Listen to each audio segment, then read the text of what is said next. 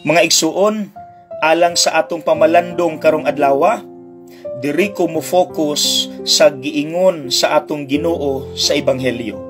Ingon siya, ing na lamang oo o dili, kay kun may mukapin pa niini, kana di kana sa yawa. Mga igsuon, sayon raba kaayo nato muingon og yes sa usa ka butang nga gi-offer kanato ilabi na ganahan ta, di ba? Pero ang pangutana, kanang imong pag-ingon og yes sa usa ka offer, makatabang ba na nga mutubo og mulambo ang imong present commitment? So I think kini ang atong unang buhaton. Know well your commitment. Unsa man ang imong present commitment karon? Aron masabtan na ako'y examples. Una, bana og asawa, minyo sila. Og naa sila'y commitment nga bisan unsay mahitabo nato, mausab atong dagway, maglagyo ta, magpabilin tang faithful sa usag-usa.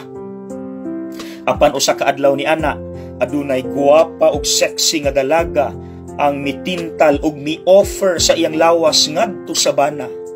Pero tungod kay ang bana nakabalo kaayo sa iyang commitment sa kaminyoon, sayon kay niyang pag-ingon og no, walay duha-duha, because I love my wife. Pero kun makatabang and you know well your commitment na ini-offer sa magtiayon, apil mo sa Couples for Christ.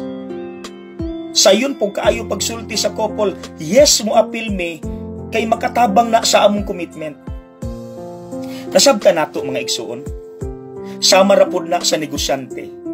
Kung mo-offer ang usa ka tawo nga mahimo siyang kurakot, if ang maong negosyante kabalo sa iyang commitment nga dili nako sa gulag binuang ang akong negosyo, sayon po kay niya pagbalibad, bisan easy money ang corruption.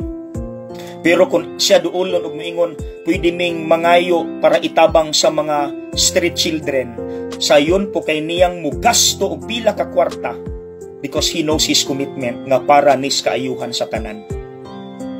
Mga igsuon, again, unsa imong commitment? Kung kabalo ka sa imong commitment, sayon kay nimo walay pagduha-duha og tubag. Yes or no. God bless.